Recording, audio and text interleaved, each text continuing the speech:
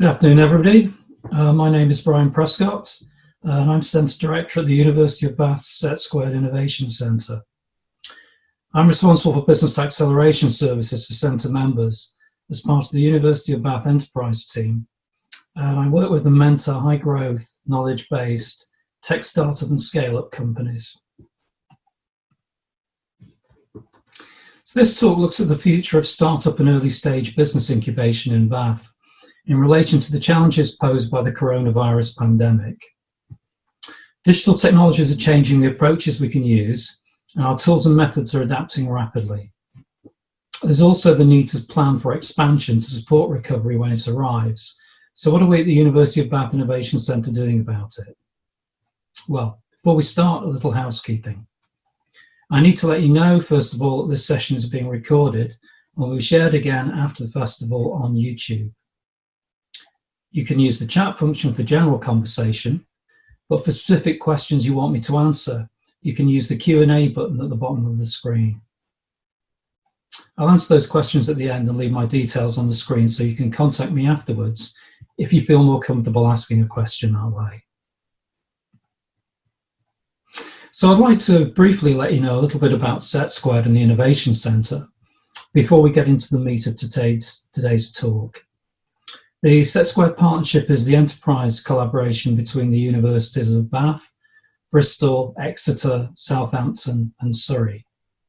And for the last 4 years, Set2 has been ranked as the world's top business incubator managed by a university by UBI Global.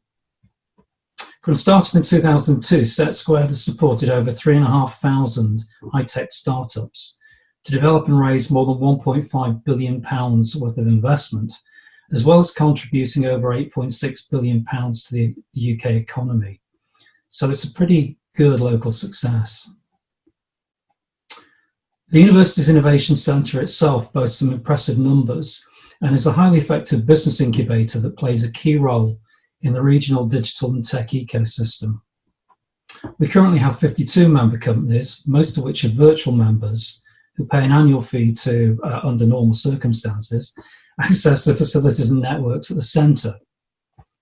This includes time with the business support team and in residency professional services, workshops and events, and access to the mentor and investment networks. Our mission as a university incubator is really threefold. Firstly, we help high-tech companies grow, much this work is about getting them funded, either through accessing grant funding or by raising private equity. And we do this well. In 2019, Bath Set2 companies raised over £17 million from a mix of Innovate and other grant and loan funding, and the rest was in equity investments. Secondly, we provide undergraduate student enterprise activities. Last year, around 150 students joined our enterprise programs, courses and competitions. At undergraduate level, we see this as part of skills development and employability, and also to improve a supportive infrastructure for students who self-select as entrepreneurs on graduation. And thirdly, we help academics to maximise the impact of their research through industrial collaboration. This is being rapidly accelerated by our European Regional Development Fund funded programmes and through the Set2 Scale-Up programme. So what's currently on offer for startup and early stage businesses locally? Well, locally there's a strong demand from entrepreneurs and startups in the region for incubation space. Some examples of purpose-built facilities are shown in the chart, and all offer more space than the Innovation Centre currently does. All were fully occupied pre-COVID. Even Caution Digital Mansion, which had only opened for a year pre-COVID and is located rurally, was close to full. Occupancies have dropped since March, of course, but they're now beginning to recover. The revolution in remote working during the pandemic is likely to have long-term repercussions on the demand for office space. However, it's generally accepted that remote working isn't as effective as face-to-face interaction for activities which require creativity and collaboration, which are really the key to success for most startups. Entrepreneurs generally recognise that getting people together physically is essential when you're building a team, a brand, and developing a new culture as a startup. Furthermore, startups also have a disproportionate number of young staff, who are less keen on working from home. So for these reasons, we're confident there will continue to be strong demand for innovation space post-COVID. Indeed, there's a huge need for growing on space for businesses that have outgrown incubation. One of Bath's startling successes, Zinstra, acquired 8 months ago by global giant NCR, is rapidly expanding and needs sufficient space to grow. Zinstra is generating superb opportunities that will keep our best graduates in Bath continuing to contribute to the economy. So Bath has some amazing high-tech digital businesses. I mean, add to this list here the list of sponsors of the festival. It gives as clear an indication as any of the rude health of the digital economy in both the city and the region. But we do need to add to this cluster if we're to create enough jobs and opportunities to retain our best talent and to provide meaningful and engaging careers for our diverse residential population. The fallout from COVID threatens our ability to help businesses grow and thrive and to attract more high-tech businesses to relocate here. So what exactly needs to be done to ensure this happens and that we don't lose this innovative edge and economic vibrancy? Well, we started by asking our tech companies what they thought. So understanding the challenges faced by our startup and scale-up businesses is really vital. At the height of the first wave, we surveyed the situation at our member companies to try and get a true picture of events and to inform our approach to providing support. So the survey was designed to sample responses over the peak of the virus pandemic during the period marked in green on the timeline chart. And as you can see, our sample represents an astonishing array of advanced digital and tech sectors. It's interesting that the survey showed that although most respondents had been impacted adversely by the pandemic, there was probably more resilience than might be expected, with half of respondents reporting either some growth, no loss of income, or only a relatively small loss of income. And many of them were already starting to pivot to start addressing markets that have emerged as a result of COVID. So the sectors that were seeing most benefit of this were medtech, business support, and generally health. The worst hit sectors included aerospace and automotive, particularly automotive as new car sales fell 97% in April, and they have struggled to recover lost momentum since. However, the financial situation was already becoming difficult for over a third of companies, with many in a critical position and several entrepreneurs considering or seeking alternative employment opportunities. And without a rapid recovery, we risk losing up to a half of startups as we move into the autumn with the survivors looking increasingly imperiled. So that was the situation in early May before we knew a second wave would occur. So where does it all go from here? Well, trying to plan accurately at this stage is like asking your cat to predict the future based on astrological principles. But like Mystic Marley here, we're none too comfortable with that task. We think it's prudent, though, to hope for the best, but plan for the worst. And it's unclear how many early-stage businesses we've lost in the last 8 months, and how many of those would maybe not have survived in any event. It's certainly not half, though, which is down to a combination of agility, great mentoring, rapid response, flexibly looking to pivot and change direction to support, in some cases, opportunities to tackle COVID-related issues. There's been a surprising level of resilience demonstrated, an entrepreneurial spirit, if you will. What we can generally expect to see is that after the furlough scheme runs out, there's likely to be a spate of redundancies as businesses seek to cut workforce costs. So historically, when this happens, it typically results in a new wave of startups, many of which will require incubation space, or at least access to occasional meeting space. But to put it in brutal terms, the pandemic decimates one wave of startups while stimulating the next.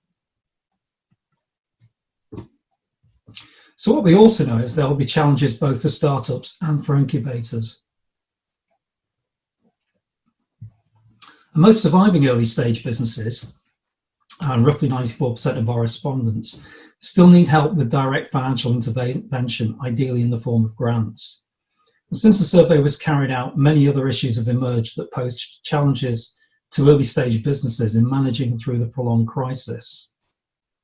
Now, bounce back packages have helped, but many of these businesses did not qualify for other business-related local authority schemes at the time, though many have since received much-needed grant support. The newer measures of packages have helped, but a second wave of decline now threatens. And some of those issues that are beginning to emerge are things like boredom and motivation, lack of ability to onboard new team members, and the dreaded Zoom fatigue, where people just simply zoom out of this stuff. And for incubators themselves, that also poses a bit of a challenge. Recent work carried out by the West of England Combined Authority pulled together a regional task force to look at the implications for incubators in tackling some key challenges as part of a cross-sectoral approach. And more people living in multiple occupation dwellings, businesses being distributed and built for low-cost models, virtual businesses, virtual services available, but there is still a huge need for wraparound services. And we still have a dearth of office space in the centre. Ben Woods at the university, who knows these things, tells me that it's 30 years since any significant new office space was built in the city. Much of the converted stock is pretty unsuitable for high-tech use. So, shared spaces will need to adapt.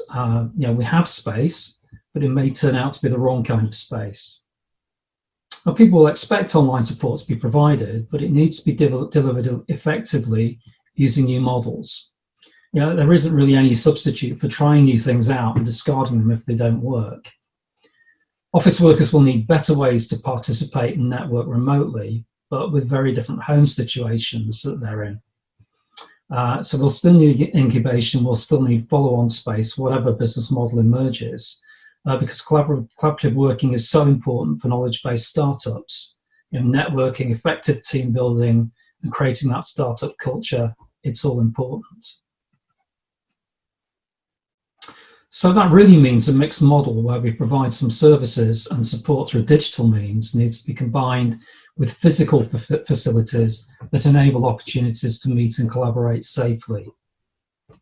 And we think virtual delivery is the key to providing information quickly to a wide audience at a relatively low cost. But by the same token, existing space needs to be adapted to work in the new climate. And follow-on space needs to be made available. Distance businesses have a bigger footprint. So, do it differently, but build on the brand that you have and do what you do well is the message for incubators.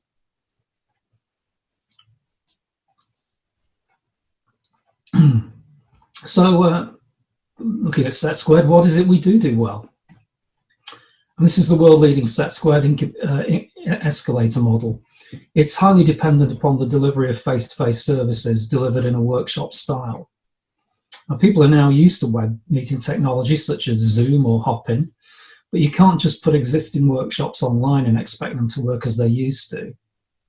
And I could easily spend the next hour talking about the benefits of all these great programs that have developed over 20 years of supporting startups. But how have we managed to tailor them? I mean, a great deal of effort has been put into developing online versions of programs such as the Entrepreneurs Program, which underpins a lot of the work we do. And lessons learned from the delivery have been taken on into development of a new virtual membership program. We call it the VAMP. It's our answer to the challenges that I've outlined. So building on the best of what we already have and adding one or two digital components allows us to develop something beyond the usual more passive business incubation experience that becomes much more about business acceleration. And as I'm kind of fond of saying, we're all broadcasters now. Built as the legacy from our series of European Regional Development Fund funded business acceleration hubs, the VAMP delivers a mixture of virtual and physical member benefits. And that's why we call it the Virtual Accelerator Membership Program.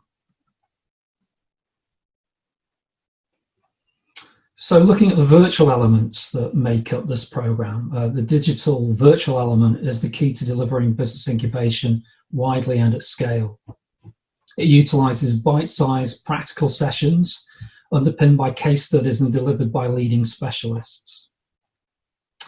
At the heart of the VAMP is an investment we put in for the business acceleration hubs to build a series of masterclass workshops that encapsulate the startup and scale-up support delivered through what we call our talent pool.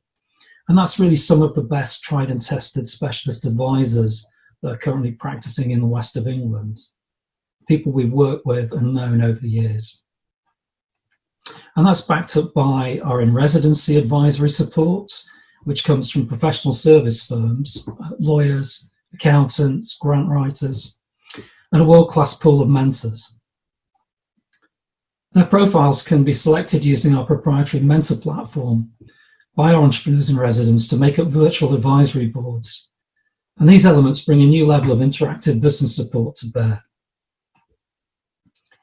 There's also the potential for exposure on SetSquared's Investory investment platform that puts member startups in front of 3,000 mostly angel investors, helping to secure that all-important financing needed to support rapid growth. And that's before we mention that we have what we call action researchers that work at the university that help businesses engage with the academic resources available on campus. And this all adds up to a pretty compelling support offer to early stage businesses. But as I said earlier, it can't all be online, and that's really the difficulty right now. Physical space can be more problematic.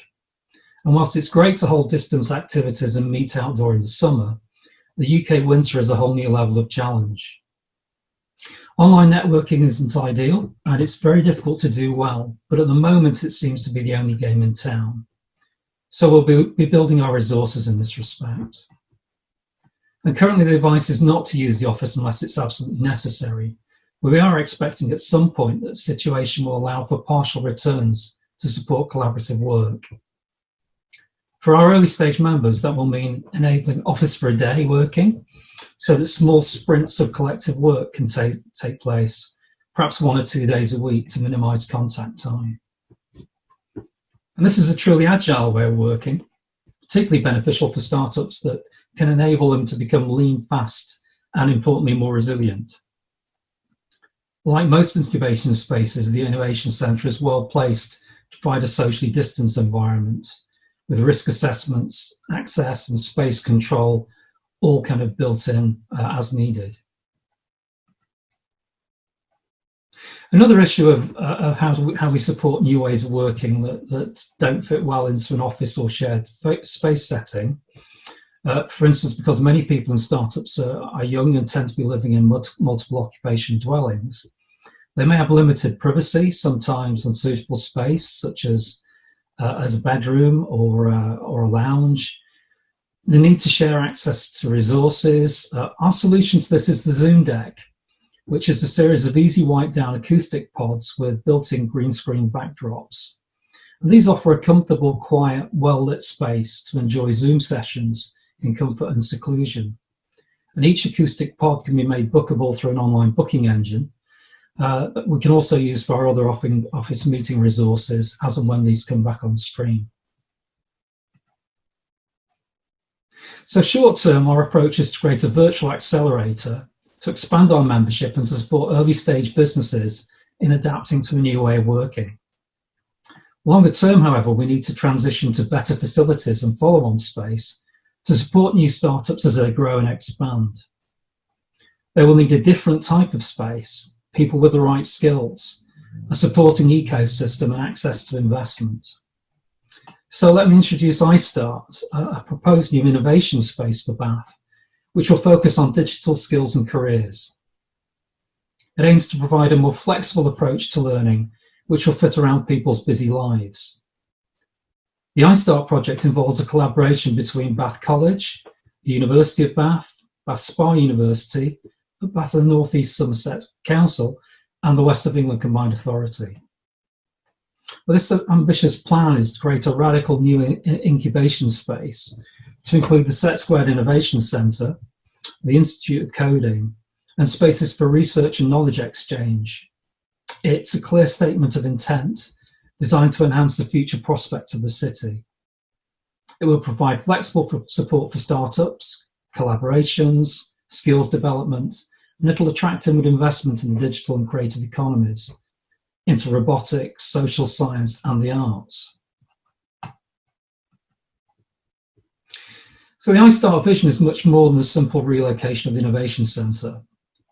The vision for innovation at iStart is to create a new dynamic and inclusive centre, which will not only provide business incubation space, but a supporting ecosystem of world-class research, prototyping and networking facilities, and expertise to transform innovative areas and ideas into viable ventures. At the moment, work is going on between the partners to refine this vision and work out the details. WECA has improved the outline business case and made available £300,000 to start the preliminary design and development work. The proposed training centre will be based next to Bath Quays, with its excellent links across the region, giving students and residents access to growing businesses looking to expand their workforces. And it's proposed that the centre itself will include 3 or 4 zones built around the Set Squared Innovation Centre, involving new ideas such as cluster foundries and network opportunities within what we call the Bath network. So stakeholders can work together and use university and college expertise to develop responses to common opportunities and challenges. So really, these organisations that are involved in this new partnership have in the past operated in isolation, delivering separate, disconnected, yet individually successful approaches to innovation. All would like to expand what they're currently able to offer, but recognise that there is no point in overlapping, and there are clear advantages to be gained in building on collective strengths. All the partners bring complementary expertise covering the most important sectors of the local economy. So more innovation, more research, and more coming together as a collective project. The aspiration is really about working towards a partnership model as set out in our shared future, a joint initiative to strengthen the ties between the city through the council and its academic institutions. So that's really what we're aiming to do. And just to tie all this up with a giveaway, because everyone likes one, one lucky winner signing up for our virtual membership before November the 5th will only pay half price for the first year. So if you're a digital or tech startup and you're looking for the best support you can get, I urge you to check that out.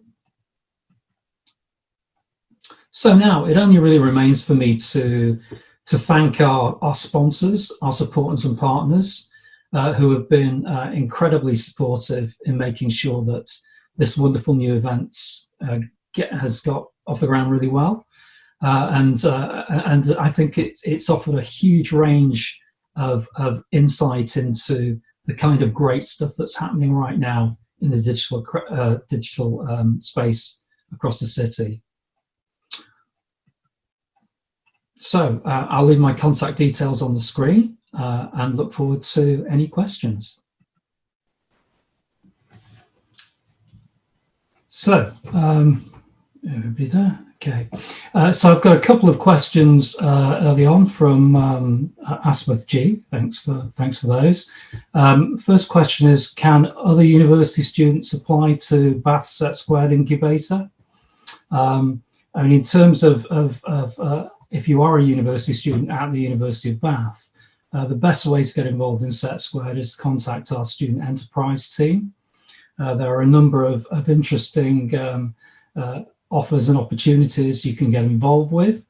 There's also the Bath entrepreneurs who work with undergraduates that have business ideas. Very interesting people to speak to and very active on campus. So keep an eye out for those. You can find out about all of those on the Set Squared website. Second question I have here is: should I have a team before I apply to incubators? That's a really interesting question. Typically, incubators work with businesses that are pretty much already set up. They may be very early stage and they may not be much more than an idea. But typically, if we want to get involved with any of our problems, any of our programs, then yes, you probably do need to have a team together. You probably need to have a pretty good idea of what your business is going to be, and you have to be thinking in terms of getting it to a stage where it might be investable at some point in the future. Okay, I've got another question here from someone called Sean. Hi, Sean. He says, Vamp sounds great, but when does it launch? It's a very good question, Sean. We've soft launched it today. So in theory, if you are someone who is already part of our membership, it's something that you'll transition to fairly shortly. I think you'll find that it'll be hopefully a whole load more interesting and exciting for you in the way that you work digitally in the future. So yes, that's certainly around. Why do you think Bath is such a great place for starting a business? Wow. I tell you, if I went back to when I started my first business, which is a considerably long time ago now, there was just nothing like this at all. In fact, the incubators that I was able to deal with were people who simply existed to take, actually to raise you some money and then take that money off you and give it to some of their partners. So the world's changed a little bit since then. I think there is some really great advice.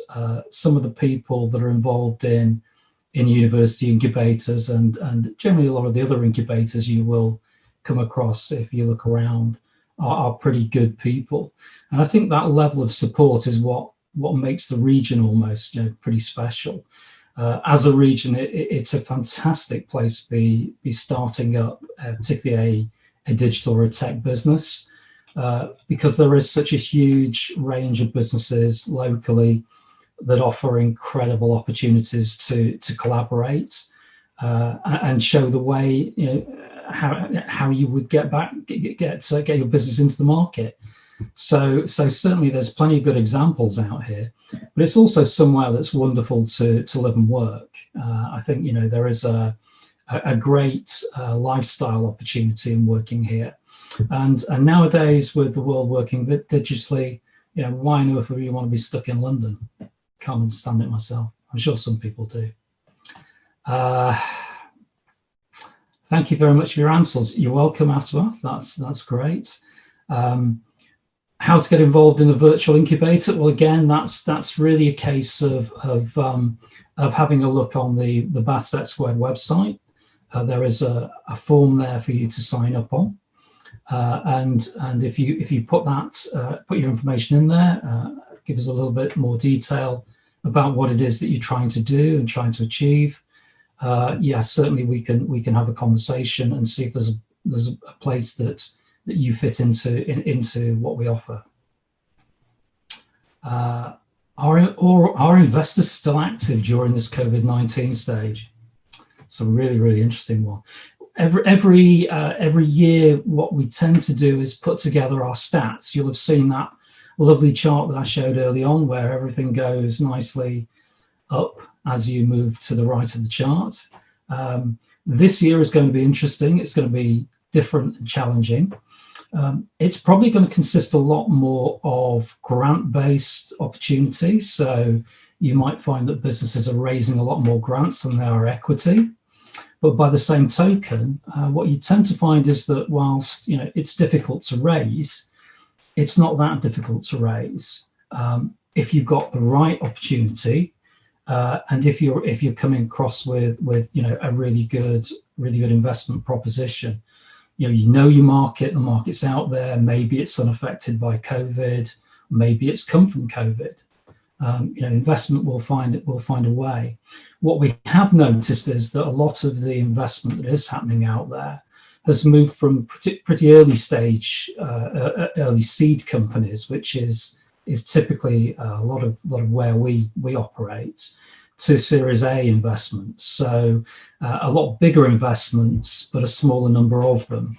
So whilst the money is getting invested, it's very much going after tried and tested early stage businesses rather than those that are disproportionately high risk.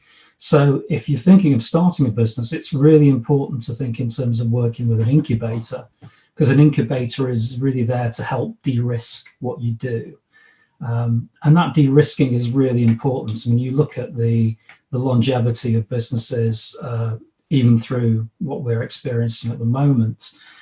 You have a much better chance of succeeding as a business if you're actually accepted by an incubator, because you're then really surrounded by good advice and people who've typically been through some pretty dark times in business, and they understand what you need to do to get through this stage. There is always light at the end of the tunnel. I know it doesn't seem like it at the moment, but it is there, and there are some good signs on the horizon. But just nice to get past this stage and keep most of our startups running and working. I've got a can Set Squared help with applying for grants? Yes, very much so. A large part of what we do with our businesses is helping them with advice from our in-residence services. In our in-residence services, we have a grant writer in residence who can help give advice in that respect. Also, if you join any one of our business acceleration hubs, potentially we can give you 12 hours of free support. And that support could be in the form of specialist grant writing advice. So there's lots of opportunities. Again, explore the Set Squared website. There's a huge amount of information on there on how you can get into this stuff, and definitely sort of lots of good grants out there to go for. In fact, right now it's probably the best time I can recall there being to go for grants, because I mean the government has decided that there is a huge amount of intervention needed to both support businesses that are offering opportunities, particularly for job growth, but also there are opportunities there for businesses that can help tackle the COVID issues and anything related to that. So people like Innovate have got very big pots of money to go and have a go at right now. What else have we got here? Can Set Squared help with my pitch deck? Well, yeah, that's a pretty good one. In fact, Set Squared spends a lot of its time working with helping people develop their pitch decks. Most of what we do is around getting people in startup situations to be more investable.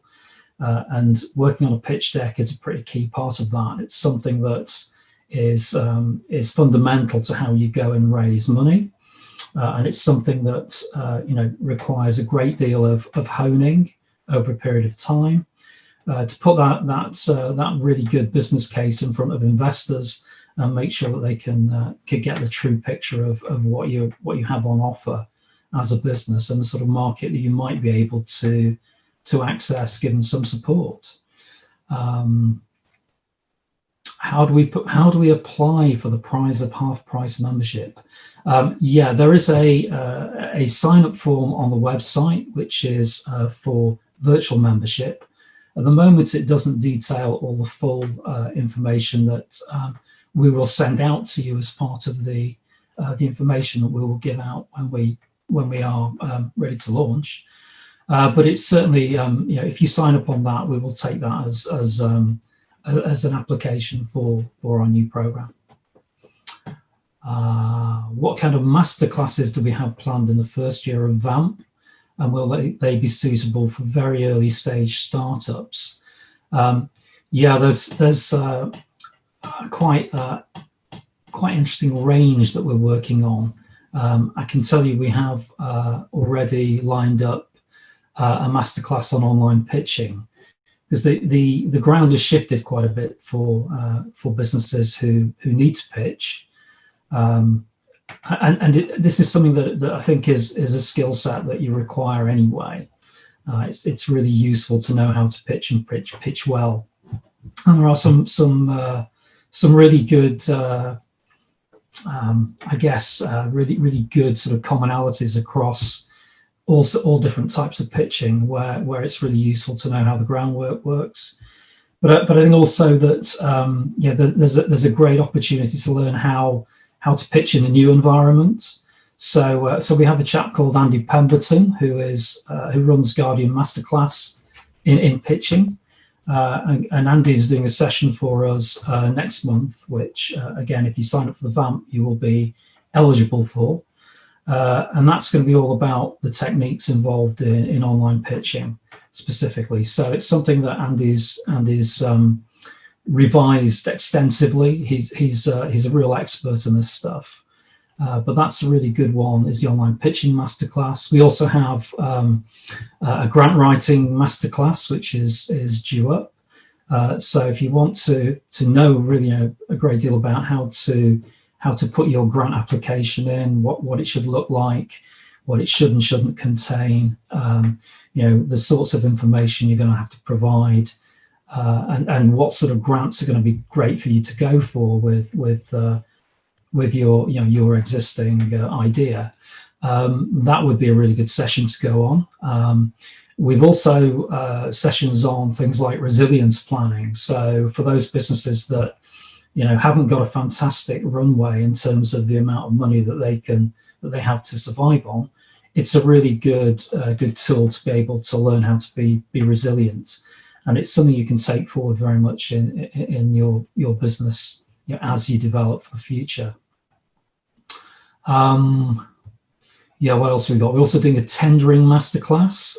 So again, a huge amount of public money is now going to tender through various agencies, various authorities, and it's something that tends to get forgotten about. But tendering is a really good way of sort of accessing potentially new markets, and some of those contracts are actually quite large. Sort of thing that works well in partnership, sort of thing that potentially you could work with a university to help add value to that tender. There's always a number of hooks and a number of elements you need to get in place so you can be successful at tenders. Things like making sure that you've got the right ISO qualifications, making sure that you've got the right statements in place and the right policies that are always looked for. So there's plenty to learn in that regard. It's a huge area of development that I think gets overlooked by quite a lot of private companies. A lot of the bigger ones, a lot of the bigger consultancies will hoover this stuff up, but there's a massive range of opportunities available a little bit further down the scale for younger businesses. What else have we got here? What opportunities are there for collaboration with Bath University? Well, yeah, lots. One of the great things is that universities have an amazing amount of resources, an amazing amount of academics that are real specialists in key areas. And in terms of helping you get your product development right and maybe add some intellectual property to what you're doing, which is a really important facet that most investors are looking for. Have you got some protectable IP? Partnering with the university to do that is a really good way of getting some of that in place, and it's something that you can talk to us. If you're on some of our programs, then potentially you can work with our action researchers who will help look at opportunities to develop what you have that could be collaborative. But yeah, I would certainly recommend anyone who has a product that has a particularly knowledge-based component in it to get in touch with the university and see if we can't help to develop that for you. What else have we got here? Are we currently running any startup workshops? Yes, we are, and in fact, there is an entrepreneurs program workshop next week. So if you wanted to sneak in under the bar, you could perhaps sort of get on the website and have a look what's happening. It would be a pretty late application, but we've done this kind of stuff before. We run these things on a pretty regular basis. So pretty much every few months we run entrepreneurs programs for very early stage businesses. If you join through one of our regional, one of our business acceleration hubs, then certainly you can get that for free. It's a 12-hour workshop that takes you through pretty much everything you need to understand how to start up and develop a business from pretty much the back of an envelope. So if you've got an idea and you want to develop it further, maybe it's something that would need a little bit of focus. Maybe you're a specialist and you don't have the broad range of business experience to run a whole startup, but you'd like to understand a lot more about how to put one together. It would be really good for you. So all those elements are things that